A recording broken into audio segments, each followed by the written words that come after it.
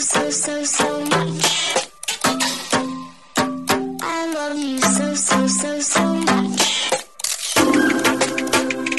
love you so much. I love you so much.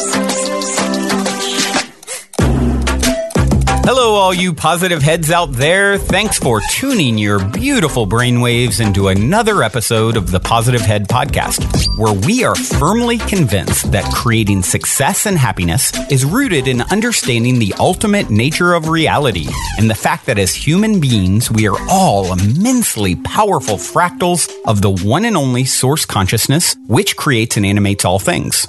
Now, of course, understanding this powerful truth is one thing.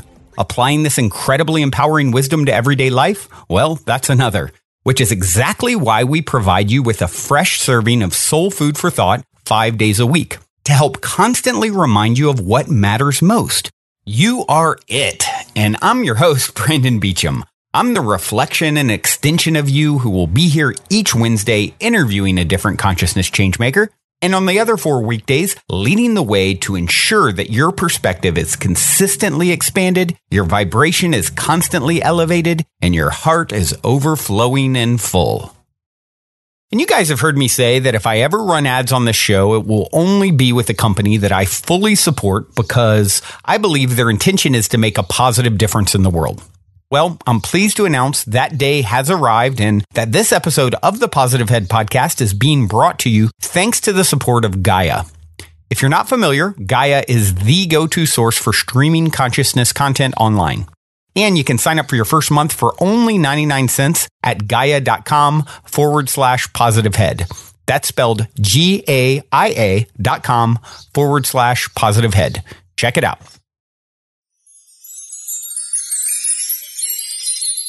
All right, all you positive heads, on this week's Powwow episode, I have Steph Valerie here with me on the show. Steph is an intuitive artist, writer, healer, and I'm just super excited to have the chance to connect with you, Steph. Welcome to the show. Yay, thank you for having me. I'm very excited. Yeah, you know, I've been following you and following your work on Instagram for a while and admiring it. And you posted something a while back, or relatively recently, about conscious uncoupling. And I thought, man, this is something I'm seeing a whole lot of. And I would love to dive into that topic a little more. It seems like something that's popping up a lot on my feed with different people in our, in our community who are really going about this whole process in a way that is just so heartfelt and beautiful. And so when it popped up, my intuition kicked in and I'm like, you know what? Steph's probably going through a lot right now with this and she's so gracefully dealing with it. And why don't we bring you on the show and dive into that experience? And so I really, glad that you were willing to come on and, share something that's so vulnerable, as the process that you're going through. So, but before we kind of dive into that and the rest of your work and some of your poetry, and I'd like to kind of be predictable and start where I always start, and that is asking this question. You're in an elevator. The guy next to you looks over, says, "What's your passion?" You have 10 floors to answer. What do you say? Wow. Okay. Oh, my passion. My passion. It's such a broad question. I just... all of them. You've got 10 floors. Right. Okay. Yeah, for sure. So just any kind of expression in which spirit can work through. And so for me, that's painting, art, poetry, writing, all ways to really connect with other people, with the things we're going through, whether it's our human stuff, conscious uncoupling, or the multidimensional spiritual stuff, which a lot more people are going through. And I think just having these passions as a venue for connection is so important. So yeah, all of that. Absolutely. I guess. Beautiful, beautiful. Yeah. Well, why don't you start by, as someone who obviously, like I said, I've sort of followed you online and really appreciated your work. And, how did you get to where you're at. As you mentioned, a lot of people are having, spiritually opening and expansive sort of experiences. What's your story? How did you get to this point? It's a big story. All right. Well, good. I like big stories. Okay. I like stories. I'm a sucker for a good story always. So Good. Okay. So April 2016, I had a stroke.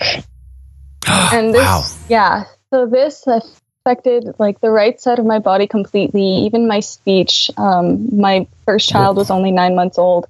It was a really... Well, and you're really young. I mean, that's only not a rare... 25. Yeah, Wow. It's crazy. And to this day, it's unexplained. I've seen specialists, but for me, it totally was just a catalyst for my spiritual awakening, because before that, I was really struggling and suffering really mentally, emotionally. And really just... I'm so grateful, honestly, for the experiences, regardless of how difficult it was to move through, because of everything it brought me. But so because I was in such a dark place before then, I completely was not paying attention to the things that brought me joy, which was basically my art and writing and things like that. So after I had this stroke and I was able to heal almost completely, very quickly, it really allowed me to experience the power of consciousness, the power of our mind. I mean, the control we have over our mind and how that really affects all of us. That I was able to heal my body and have it moving and mobile and able to take care of my child again. Within 2 weeks, I was able to leave the hospital. Wow. Were they pretty shocked by that at the hospital? They were all like, wow, this is like so unheard of. Everyone was so kind and great to work with. Yeah, it was really a positive experience overall. And so I was able to heal physically, and it allowed me to really see and have kind of these revelations of, okay, I'm not my body, I'm not my brain, I'm consciousness, and consciousness is the driver of all these things. So if I'm able to heal physically, surely I can heal mentally and emotionally and all those things. Right. And so being able to finally move again, I had this whole new appreciation for my body and for my expression.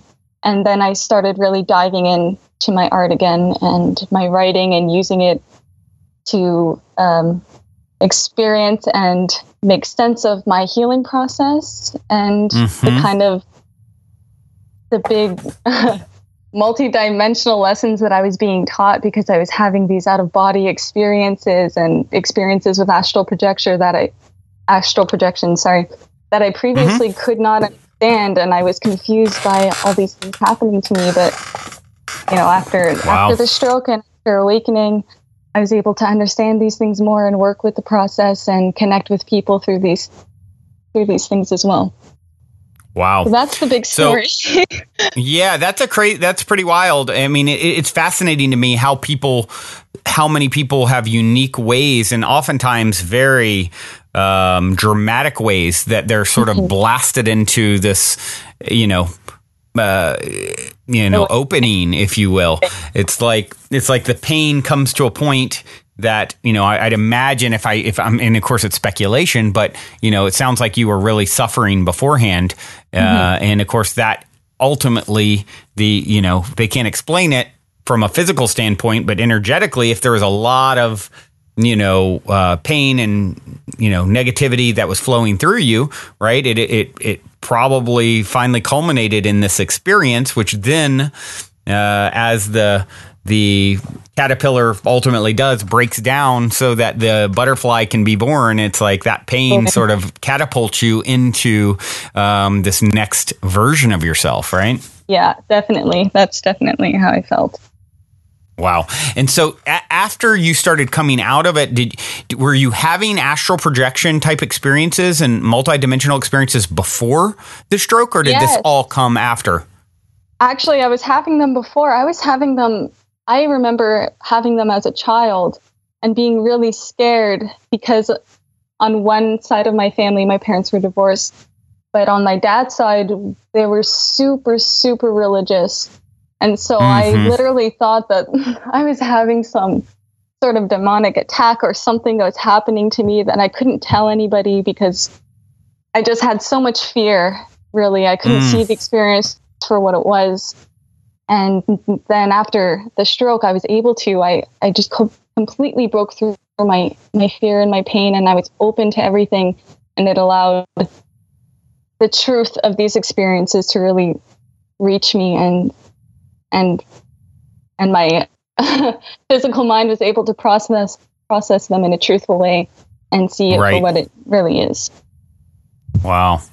What a journey. So many people that, having so many amazing people on the show, how many times I've heard, they had experiences as a child that were inexplicable. Their family had no idea. A lot of times they were, in the most extreme cases, like Teal Swan, like handed over to a cult to be raised, and like just it's like such a recurring theme for so many people that I talk to on the show. Where as a kid, all this crazy stuff's happening. No one knew what was going on. I had to deal with it in my own. My parents had their own. Either didn't believe it, or it's demons, or it's kind of like I was raised very conservative Christian. It's like everything is the devil.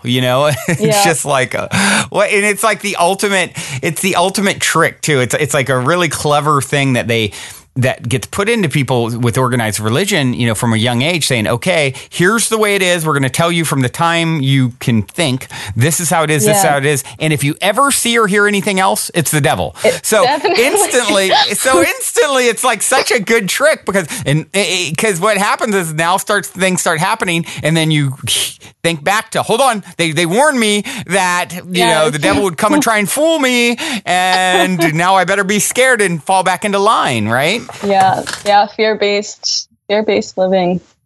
Yeah. Stops us from crazy. But it's good to talk about because, like we said, like so many people are having these experiences and nobody knows they're good. And so to talk about it really allows people to gain the truth of what's actually going on. Thankfully, there's all this alternative media now, thanks to the internet, where people can access things like this show and hear the experiences, what goes along with those experiences, and the positive aspects, and the beauty, and the love, and the healing, and the all the wonderful things. I mean, that's an awfully sweet demon, if it's a demon involved. The beauty of the truth is like so life-changing and like profound that it's worth it to really dive in. Yeah. So I'd love to hear a little bit about some of your astral projection type experiences, and I absolutely love. I mean, your handle on Instagram is Merkava artist, right? Mm-hmm. And of course, the Merkava being, well, maybe you wanted to explain what that is. Yeah. So Merkava stands for light spirit body.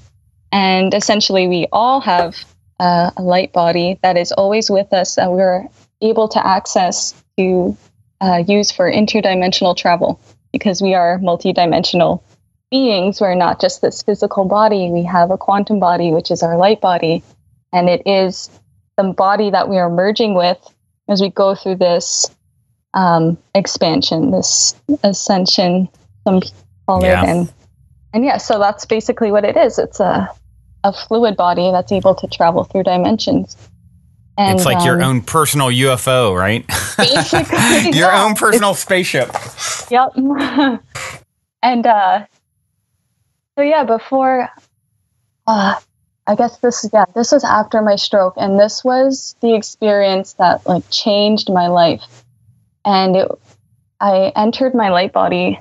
It was at night, and usually by the time I can literally see myself right in my bed, and my ex-husband was beside me, and before I would scream like mentally or whatever it is, I would scream until I would get back into my body. It was so fear-based, but this time it was different, and I was open, and I knew I wasn't alone. I had somebody with me, and quite literally, like, we went up into the stars, and then I can see this being with me, this light being, and she was like she was magnificent. She was this blue, glowing, fluid being, and she was leading me somewhere, and it was like we were entering like this whole new world. And there were trees, there were lights everywhere in the trees, and then somewhere in one of the trees there was like this little cabin thing.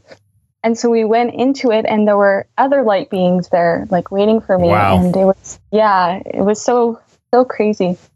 And it was made very clear to me that somehow this was like my cosmic family, my light family. And there were 5 of them.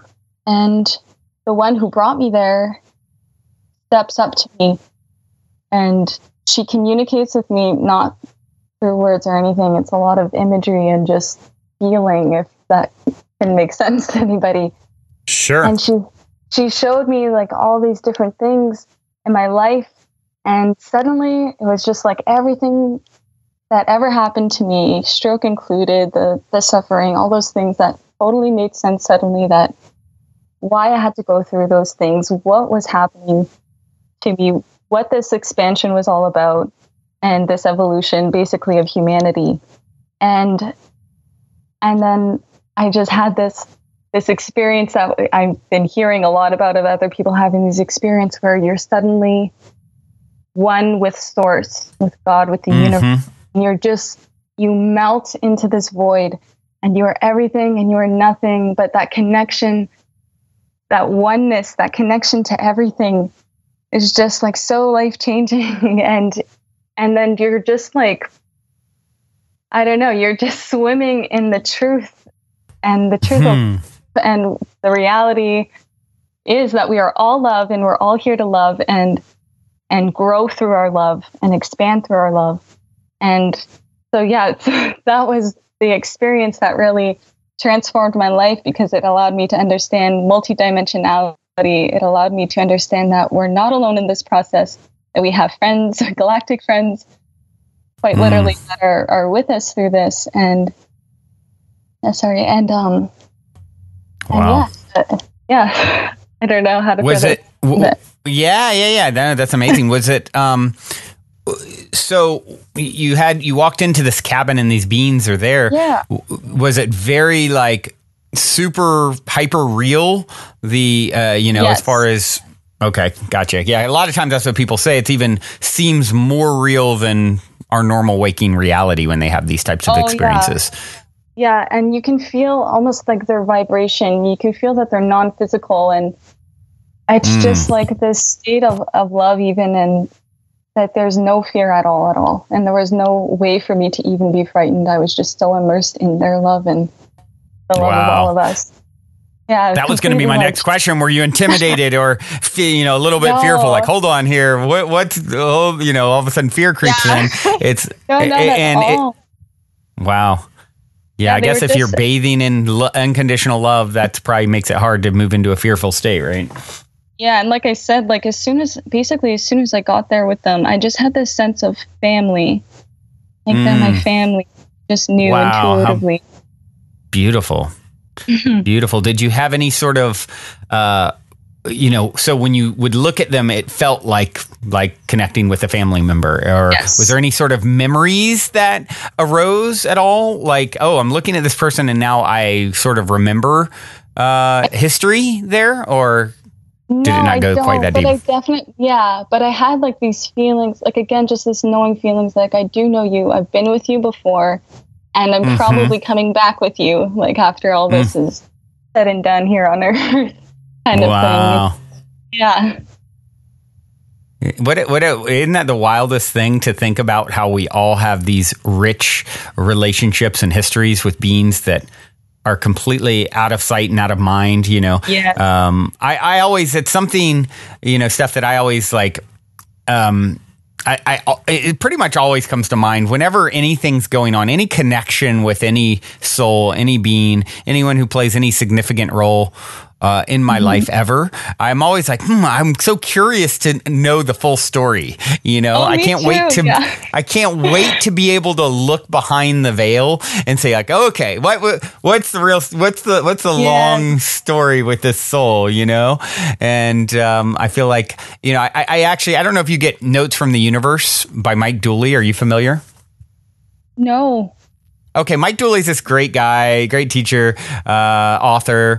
He wrote these books called Notes from the Universe, and he writes as the universe, you know, and they're fun coffee table books you can open up and, you know, just get a note from the universe, right? And he does them as emails as well. And he recently, and so you can sign up, I think it's at tut.com, and you'll get these random notes from the universe. And sometimes they're really cool and synchronistic, of course. And, but one the other day I really liked it. It talked to, because something that I've always felt intuitively is when I do cross, well, first off, time is an illusion, so everyone will be there, including people maybe I left behind, right? That's actually something they talk about in conversations with God that I really resonate with. It's like, well, you'll cross over, but your, you know, children who you left behind on planet Earth will their souls will be there because you're in the timeless dimension, right? Which makes sense. So everyone greets you. And I really like that idea. And I've always felt like, okay, well, there's got to be a celebration of what I just went through. Like, I want a party and I want all the characters who played a role to be there. And I want to, you know, have a celebration. And I've just always felt like that. Well, that's exactly what this note from the universe said. It's like, you're going to, you know, that when that day comes, there will be this grand celebration, and there will be there will become a moment when you actually really miss the character that you played and kind of, you know, long for that. Yeah, which makes sense. I'm the most nostalgic person ever anyway. So I have no doubt I will be feeling that. And then it's like, and then a lot of times with souls you'll connect and, you know, that you shared experiences with, and then there will be like all these deeper insights into why things happened, the connections and things, like it'll be like revelations, like, oh, that's why you randomly did this weird ass thing, you know what I mean? So to me that's just like something that is very intriguing and that literally crosses my mind, you know, whenever I don't know, like two of my friends that just got together and now in a relationship, and I've kind of watched it unfold, and I'm like, oh, I wonder what their history is, you know? Why out of 7 billion people on the planet are they coming together? So it's just an amazing thing to ponder for me. And so of course it came up when you started talking about this multidimensional family of yours that you got to powwow with. Now, have you had any sort of experience since then that is, oh wow, okay, cool. So is that something that's... Sorry, go ahead. I was going to say, is it something that's like a normal for you now? It is. It's something I'm actually working with, and just trying to really embrace my multidimensional nature, because I really think that's where humanity's going, and like embracing these abilities, kind of gifts, just as we expand and we broaden our awareness. We broaden our awareness of what we're capable of and how we're able to communicate with these non-physical beings and our family that's existing, potentially not just in the physical. So cool. So I've just been kind of playing with astral projection and out-of-body experiences, like mostly through meditation. I have to get into a pretty deep meditative state. But that one being, I'm with her quite a lot now, and she's it sounds so like fantastic, but she brings me places and she shows me all these kind of different worlds that are just so breathtaking and beautiful, and almost hard for my 3D mind to really to grasp and to be able to explain, because they're just so out of this world, quite literally. Wow. Right. Yeah. Wow. That makes me think of my brother who, you know, I've never had any any astral projection type experiences that I recall. Although one of the first things that sort of opened me up many, many years ago to a lot of, this whole realm and this world and, spirituality in general was a book that I read called The Psychic Explorer, probably the very first book I read. And it was all about astral projection and out-of-body experiences. And, the time, and listeners of Price, if you've been listening a while, you've heard me tell this story. My brother, the time was like, we were raised very conservative Christian. I'm reading this weird stuff about out-of-body experiences and this guy who's, exploring the astral plane and interacting with entities and traveling the universe. And he's like, dude, what are you smoking? And I'm telling him what the book's telling me is there's a couple ways to achieve this. And I want to hear your thoughts on how for others to get there who would like to have these types of experiences as well, what your advice would be. But what this book was saying was, essentially, a couple ways. You can, through meditation, like you talked about, induce a state where you can leave your body and explore the astral plane,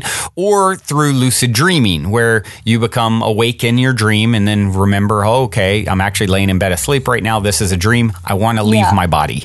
And so he said, I don't know what you're smoking, Brandon, but I do know what you're talking about with the lucid dreaming thing, where I become awake in the dream and kind of take control of it, because I used to do it all the time as a kid. So he went from sort of making fun of me one day, telling him about this, but understanding the lucid dreaming part but he hadn't had that experience in, a decade or so at that time. Yeah. But by talking about it, it triggered it in him to have a lucid dream like that night. And awesome. He remembered my instructions of, okay, when you become lucid in your dream, say, I want to leave my body. And he said he instantly just popped out of his body. And he's standing there and he's this light, it's a light body now, and he's looking at himself laying in bed, and he's waving his hand in front of his face and energy trails. And now my brother was not the first guy in line for the roller coaster. I'm over here trying to induce these things unsuccessfully at the time. He pops out of his body, has some pretty interesting experiences, but gets, like you talked about, very fearful oftentimes and wants to run back to his body. But he did have one a few years ago where and now it happens to him without him seeking it from time to time. And he called me, I remember maybe, 5 years or so ago in the middle of the night. He's like, oh my gosh, Brandon, I just was taken out of my body to this other artist community where there was all this art and creativity. It was a whole nother world that I experienced. So when you just said that, it reminded me of his experience. And, like I said, in his case, he's not really seeking it, but it happens to him kind of sporadically. I was seeking it at one point, and I've sort of, it's not something I've really given a lot of energy to. I mean, I hear stories all day, every day on the show, and I have a lot of very grounded, sort of magical, synchronistical stuff that happens all the time that I always share on the show. But most of it's 3D based. Although I did which is still very important. And you know what? Sure. I'm unattached to, I know when the time's right, interestingly enough, I am about to take possession of a painting of a very multidimensional being. My friend painted, he's a visionary artist, the demiurge, which is, according to Platonic philosophy, the creative artist that emerged from the void to create this universe. And it's this beautiful piece of visionary art that in very trippy synchronistic circumstances now has kind of ended up landing to come live with me, if you will. So I've had the thought, I'm like, okay, I think I'm going to hang this right across the space, right across from my bed. So I'm looking at this. I mean, I'll have to send you a picture of the painting. It's incredible. And it's the most vibrant rainbow light body being you've ever seen. So that's about to be staring across from me in my bed. I'm thinking, okay, is this guy going to pop out of the, he wanted to come live with me. Is he going to pop out of the painting at some point and take me for a journey? You never know. So I'd love to hear your thoughts on, for those who want to have these type of experiences who haven't, how do you have any sort of, recommendations or suggestions how to get there for others? For sure. So I guess the one, and you said it, or I think it's pretty important to not be attached to any kind of outcome or just like a way to think like, this is how it's supposed to happen. And I have to follow these guidelines basically. So being open is the first most important thing, I think, to just be open to however the experience will come. And right. And yeah, so for me, I get it. I start meditating, I get into my third eye space. And what's been most helpful for me, especially in the beginning and like learning to just learn the process and feeling through it, is to call my higher self to come and to guide me. And it's been really helpful for like all sorts of forms of meditation to just like, because we all have that access to our higher self, which is the part of us that is source, that all-knowing, multidimensional part of us. So I like to call my higher self, kind of guide me through the process to help me go where I need to go, learn what I need to learn, or whatever it is that I'm either seeking or I need for my own expansion. So get into a mode of meditation. There are different ways you can learn to open your third eye or just get in that space. For me, it's just about sinking into it and not trying. And like I grow a light in the middle of my forehead, close my eyes, and I grow a light and I just sink into that light. And then all of a sudden I'm in this completely different energetic space, and you're timeless, right? You're timeless there, and you're entering this multidimensional space and this multidimensional aspect of you, and just call your higher self to take you through the process, to take you out.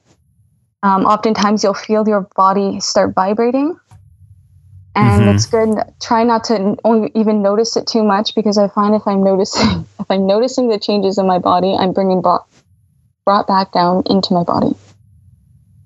Good to kind of just like let those feelings happen, let them pass. Don't give attention to them. Stay in that space. Stay in that light space that you're imagining and picturing, and then you'll feel your body vibrate, and you kind of just like lift right out of it.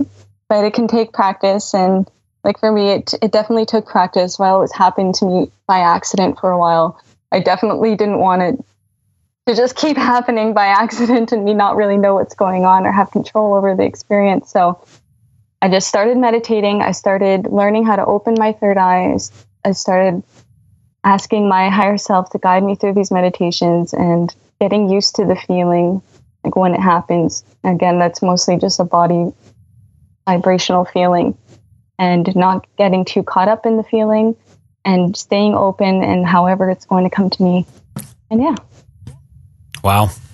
Yeah, that's I think that's a great sort of anchor points to offer people, is like focus on growing the light in your third eye and calling in your higher self. Because instantly when you say that, it's such an empowering feeling that washes over me whenever, as soon as you say, oh yeah, you can, by the way, call in this expanded version of yourself, this higher version of yourself, your oversoul, as some would refer to it, right? Yeah. I've heard it said before that our life in 3D reality is really just like our higher self dipping its pinky toe into an experience. And it's like saying, okay, I don't want to just be the pinky toe anymore. Let's call in the whole thing.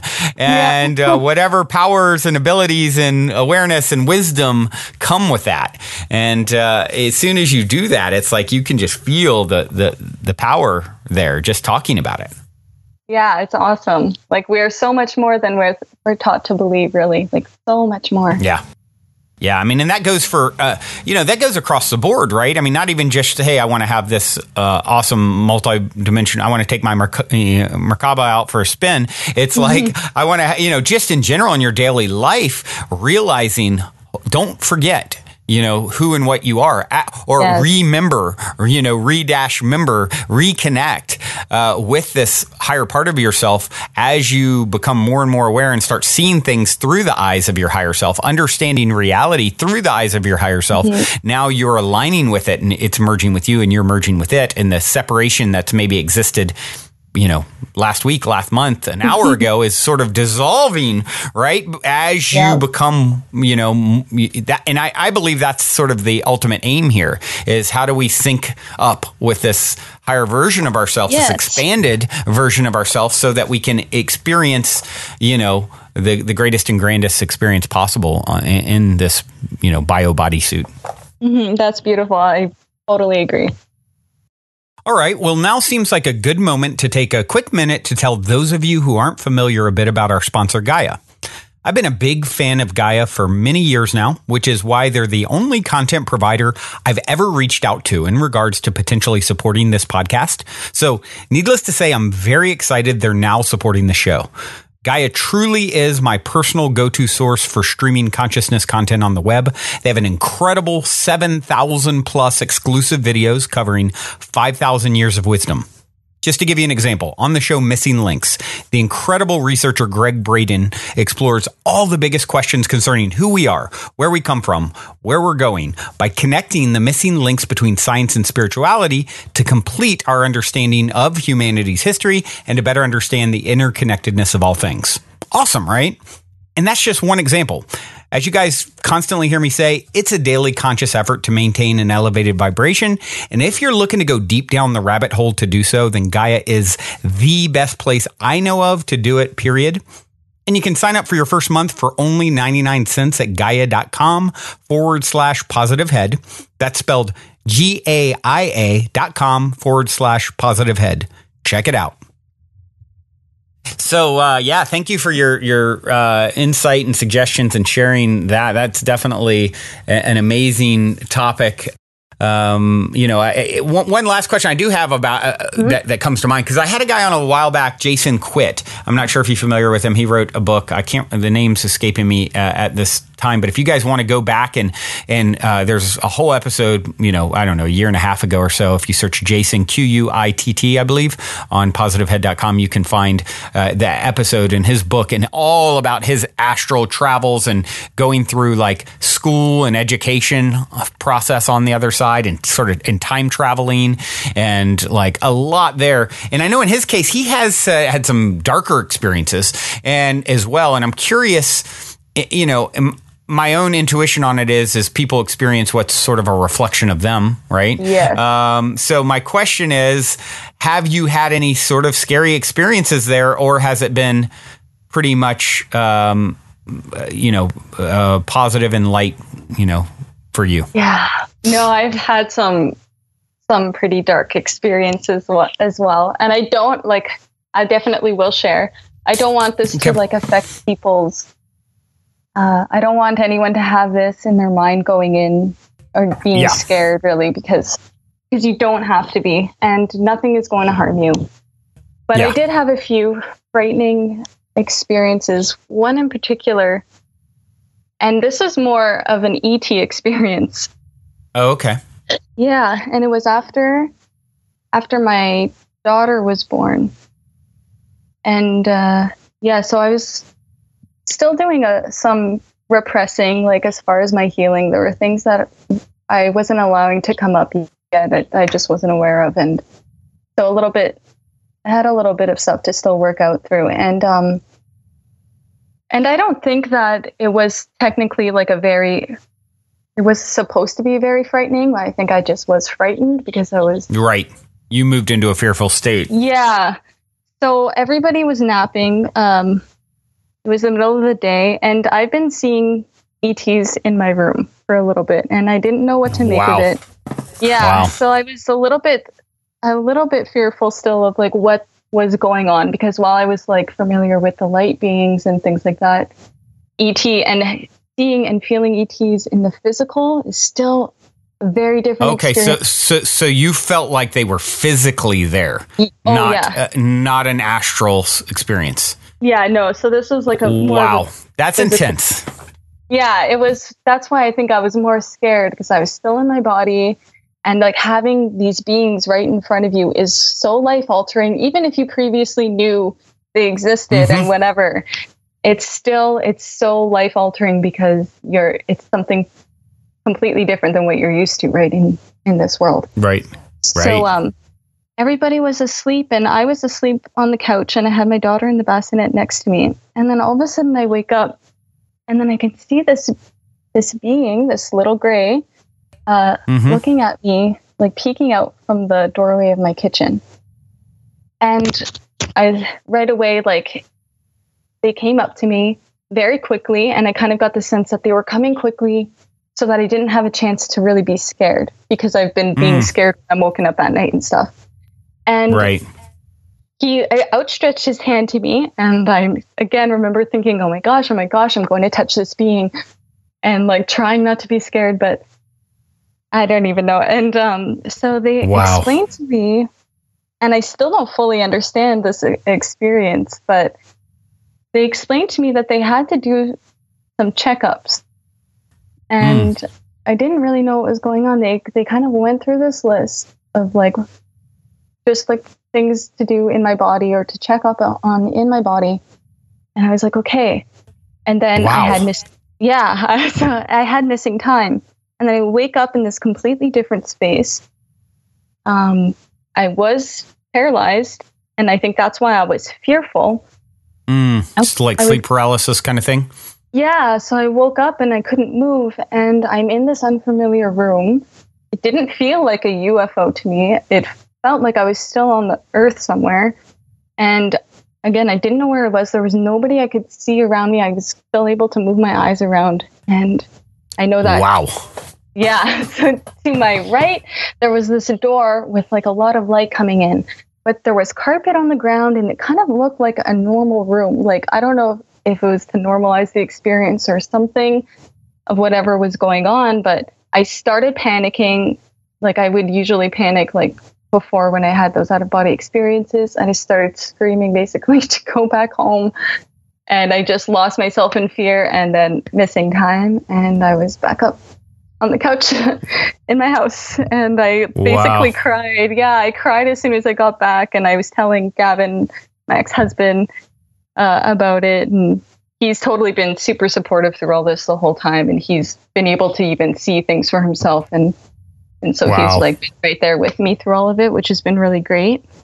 But yeah, so that was a bit of a fearful experience I had. That wasn't quite anything to do with out-of-body experiences, but still a multi-dimensional. Yeah. Well, it sounds to me like, I mean, what I got from that is whatever these beings are there checking up on is probably a good, not malevolent, but the idea of their process and sort of taking you somewhere unfamiliar, you're disoriented.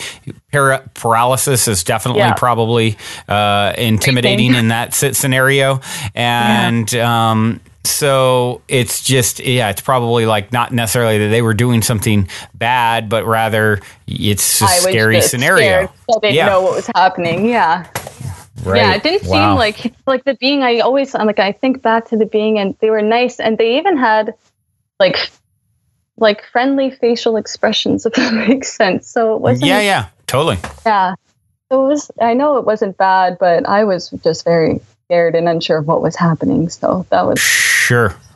Yeah. Wow. What wild stories. Thank you for sharing. And I think now maybe would be a good time to switch gears a little bit and talk a little bit about this conscious uncoupling experience that we talked about a little bit at the top of the show, and maybe you can kind of explain. I mean, that seems to be a term that is now, like I said, I'm seeing it.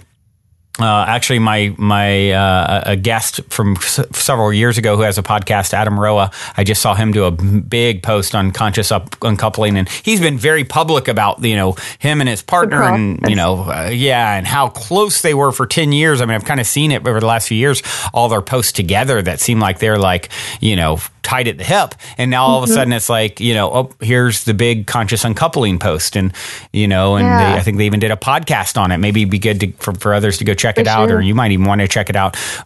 He's a really great guy. And so maybe you can just talk a little bit about that process and what that means and what you've been through and everything. Yeah, for sure. So our relationship was a very good and very loving relationship. We met and it was like instantaneous. We had this connection, and right away, I think for both of us, it was like, we're going to be together forever. This is it. Like, Right. you're my other half. And we've been through so much together and have always been able to like hold space for each other and really like push ourselves to love each other like unconditionally through everything. And so this almost was like a surprise when this started happening. Like we started, I don't know, getting these feelings that it was time to part. It was time to part, even though technically at this point in our relationship, it was the healthiest we've ever been, right? Because we're more aware. We're not reacting through pain and like, Wow. you know, just like the more conscious you are as a human, the better your relationships typically. But Sure.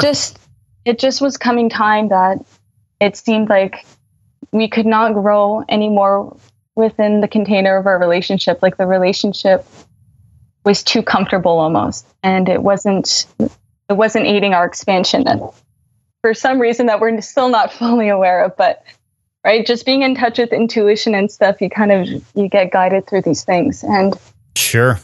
so we're always open with each other. We started really talking about this early on.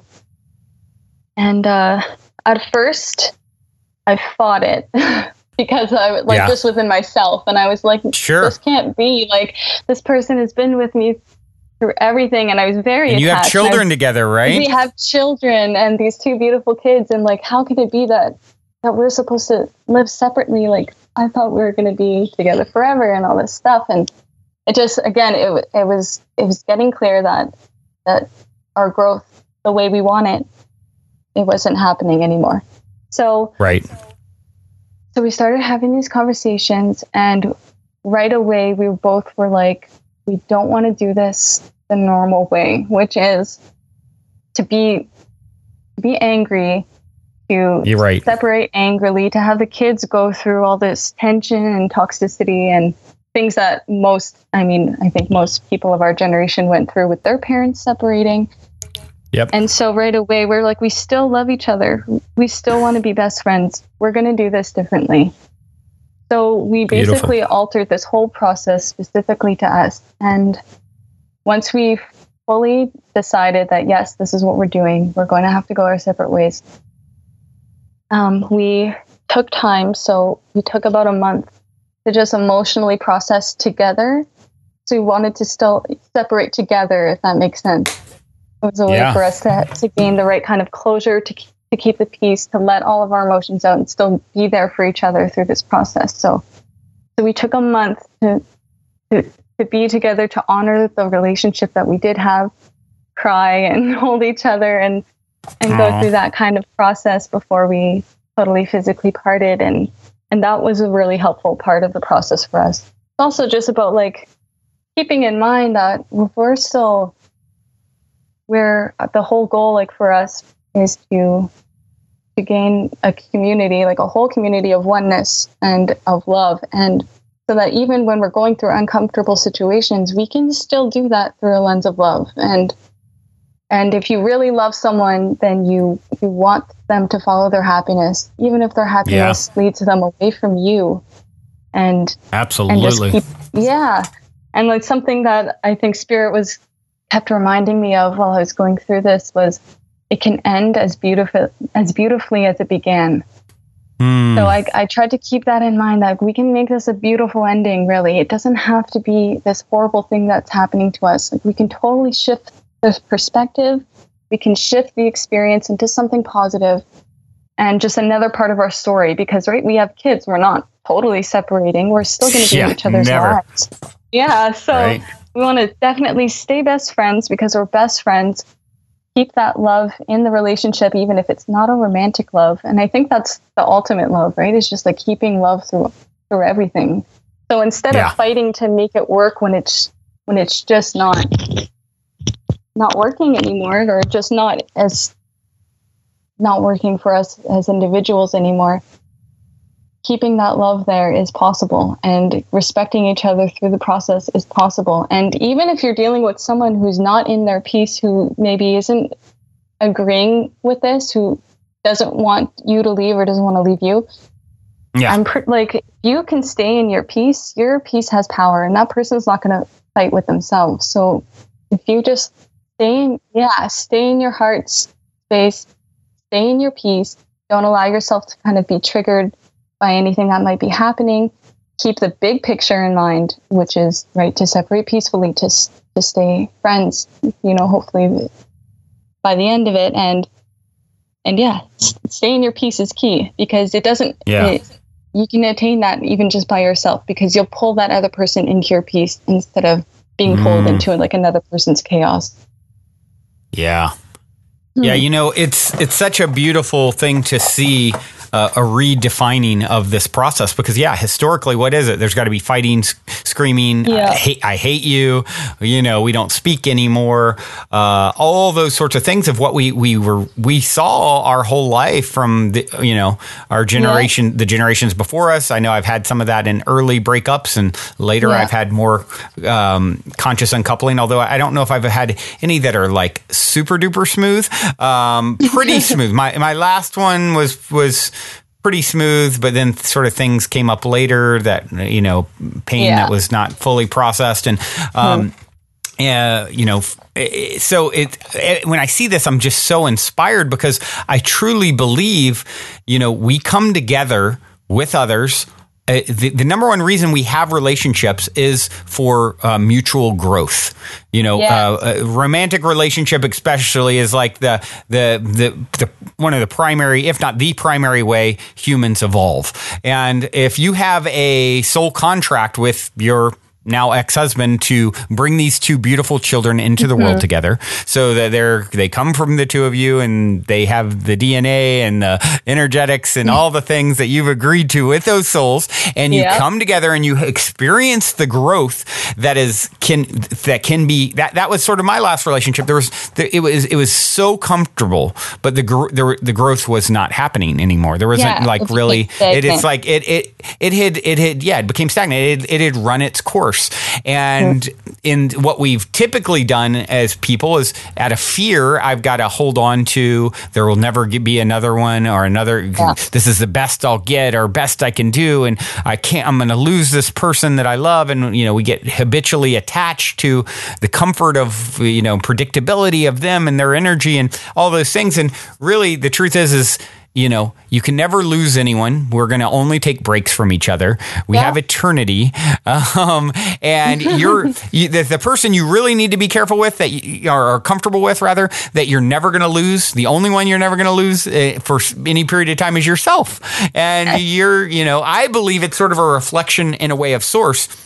The fact that we have to really cultivate, I always say the number one thing we're all here to work on, we all have these varying unique paths, but the number one thing for all of us is self-love, because if you don't have that, you're really operating from a very, wonky house, built on sand, if you will. Yeah. Because we're a reflection, a fractal of Source, God, higher self, love, whatever you want to call it. And what is it? It's all one. It's ultimately alone. It's a story of self-love, right? And so if you're always projecting that I need to be fulfilled by this external character, instead of this, gracious, fluid, experience that you're talking about, that you've had, and what a wonderful example is now this story ripples out and other people can learn and see, there's people hearing this who've never even considered such a breakup could happen, right? Where you respect and love one another, and you still want to remain friends. Unconditional love, right? The real deal. And not needing to force anything ever. It's like you're whatever's right for you now. There's infinite versions of whatever you would, maybe what you loved about that partner, those wonderful qualities. Source can bring that to you a myriad of ways, plus with other qualities that actually stimulate your growth at this point in your journey, right? There's no lack of love and abundance. Exactly. And I love what you said about self-love being like the whole point, because I think for me, especially in this process, that was really pushing my, like, how deeply do I really love myself through this? Like, and how can I really let go of the people around me, or any expectations I have to be fulfilled by anybody else, because nobody else can bring me fulfillment. It's all external, and fulfillment can only come from within the self. And so it's almost even detrimental to all of our relationships if we're looking for that fulfillment within them, because we'll never be satisfied, because it really can only come from you. Yep. Yeah. And that's the thing is a lot of people are out there and they're saying, I've got to find my other half. I got to find my other half. Mm-hmm. And it's like, and they feel that because they truly feel like half, and there's like this void needs to be filled. Well, what do they attract in that instance is they attract someone else who only feels like a half, not a whole. Exactly. And so now you have two people who have not really worked through this whole self-love process that we're referencing here. And of course, you're going to have all kinds of fear of losing that person, because if they leave, now I'm half again, and I'm not whole and complete. And now I'm projecting onto you how you and what you're supposed to be in this role you're meant to play. Whereas if you really focus on self and really loving yourself and really being comfortable with self, now you're whole. What are you going to attract when it's time to grow with another soul? Oh, well, I'm not coming together to complete myself with you. Rather, I'm already whole. And as a result, I'm attracting someone else who's already whole, and we'll come together for celebrating the purpose of celebrating life and whatever growth will come from it. And if it lasts a week or a year or the rest of our lives, so be it, right? Exactly. Just flow with it without any attachment. And I think that's the difference with the type of relationships those of us doing the work that we're doing are moving into.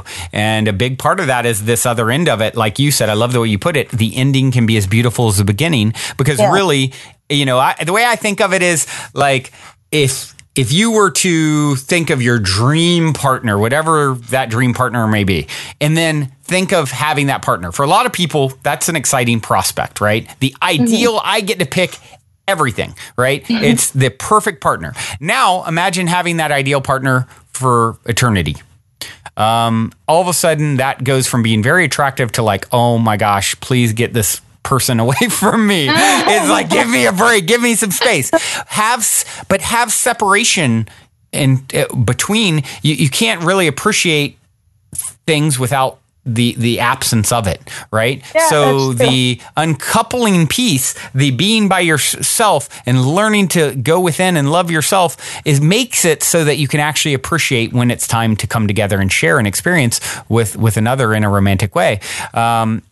And so I think that's a great way to kind of look at it. It's like you would be miserable if you had your ideal partner nonstop in your face for eternity. That would turn into a very unsavory experience. But take a break from it and then get it, and how wonderful is it?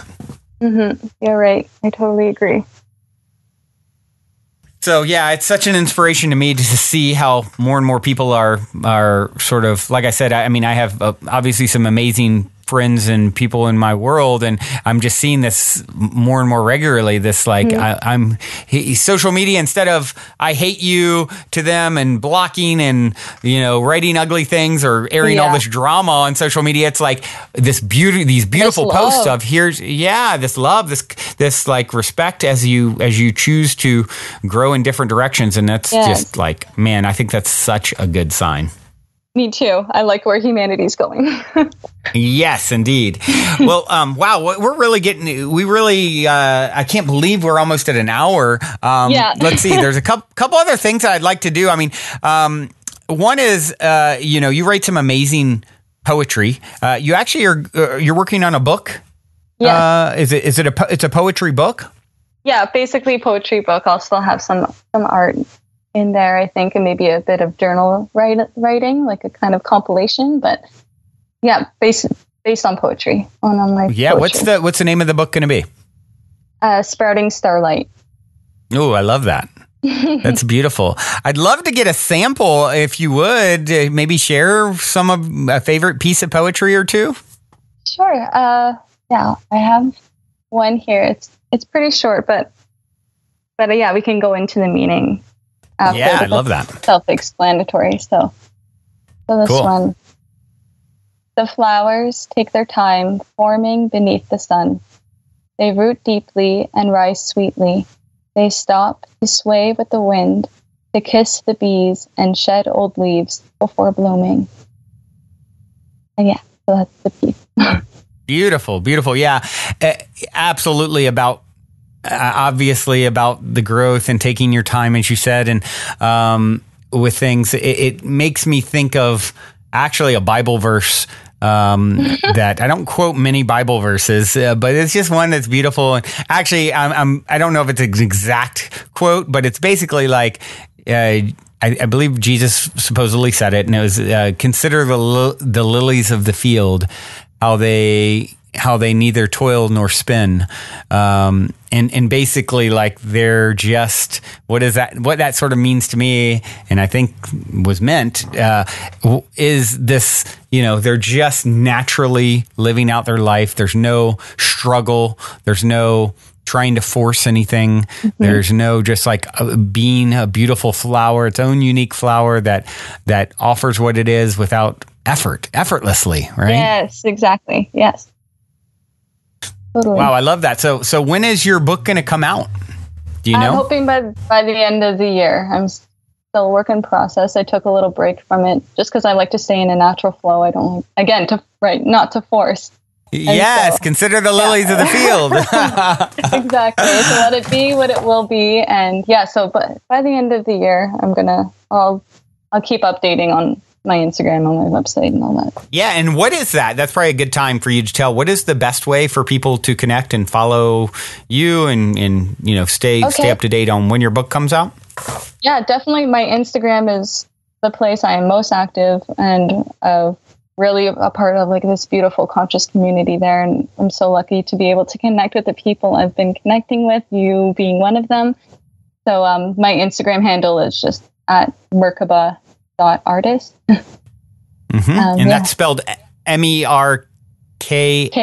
Yeah. Yes. Did I spell that right? Yeah. Okay. Making sure. Yeah. And then .artist. Merkava, yes. Merkava.artist. Got it. Yeah. Awesome. Well, one of the things that I like to ask as we kind of wrap up here, and I'll totally let you off the hook if you don't have something because you've told a bunch of amazing magical stories, but I love to hear any stories of synchronicity or serendipity or, as I'll say, positive paranormal story, which you've really, like I said, you've technically covered. I'll let you off the hook. But if you have anything that's like synchronistic or serendipitous that you'd like to share, I'd love to hear. Sure. I guess something kind of synchronistic that always happens to me when I'm entering kind of a difficult period or like a time of transition or where I'm going to have to make a difficult decision. I'm always kind of forewarned because I'll randomly get like random gifts like sent to me or given to me by people I don't even know. And like to me, it's like the universe. Yeah. Like one time I was just outside painting and I record some of my painting. And this person who knew my parents like walked up to me and he's like, "Oh, that's a nice camera." And he's like, "Do you have like bigger lenses?" And I was like, "Yeah, I did, but they broke like over time." And he was like, "Okay, because I have a few that I really don't use anymore and you can have them." And I was kind of like really surprised by this. I was like, "Are you serious? Like, you want money for it?" He's like, No. I want it to go to someone who will use them. And so gave me these like super expensive lenses for nothing. Yeah. And he just walked up to you. Yeah, it was totally random. Wow. Yeah. So these things happen usually right before I have to make like this big decision in my life. I receive a gift or a few gifts. And to me, it's like the universe being like, "I got your back. Like you're supported in this time." Wow. And so been nice. So did you had a big decision right after that particular experience? Yeah, I had to leave the place where I was very suddenly, but I felt totally again. Wow. That's pretty interesting to see like the patterns, that arise. All of us have our own unique ways of, connecting with spirit or higher self or spirit guides or source or whatever you're going to call it. Like, and that's an interesting one I haven't heard. Like, okay, I'm getting gifts. What's going to be the big decision? Yeah, that's been it. Cool.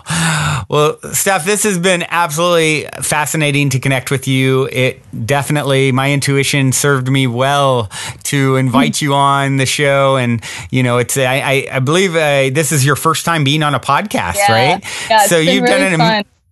You've done an amazing job, and I'm so grateful that I've been able to sort of be your first, and I'm sure you will be getting your message and story and art out to the world further and further, and continuing to expand as a being, as the multidimensional, beautiful being that you are.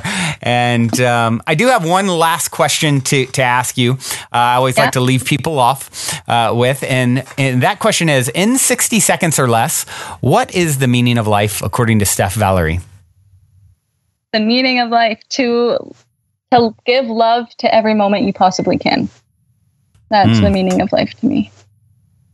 Which, I'll add, is every possible moment you can, if you choose to. You can. Yeah, exactly. Whatever arises, love that, as Matt Kahn says.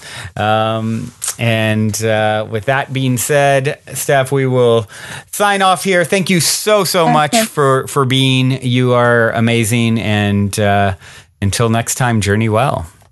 Thank you so much for having me. It's been such a pleasure. Likewise. Well, everyone, that concludes this week's interview episode. If you have enjoyed this positive download from our hearts and minds to yours, please take a minute, give us a rating or review on iTunes, since iTunes is the holy grail of all things podcasting. Your good reviews help us to reach more listeners. Also, we would be extremely appreciative if you would tell your friends and family about the show. Our sincere intent with the Positive Head podcast is to spread positivity to the world because we're selfish, quite honestly. I say that jokingly, but really only halfway joking. I'm referring to the good kind of selfish based on the knowing that we all get what we give in this life, because when we give, we're actually always giving to extensions of self, since we're all really one in the same consciousness, just in different bodies. So if you want to be a good selfish along with us by helping to spread the positivity, by all means, please proceed to shout about the Positive Head podcast from your rooftop. Otherwise, as you continue on your fabulous journey in this 3D reality, be sure to remember this. As long as you ain't dead, you're already positive ahead. Journey well, everyone, and thank you for being.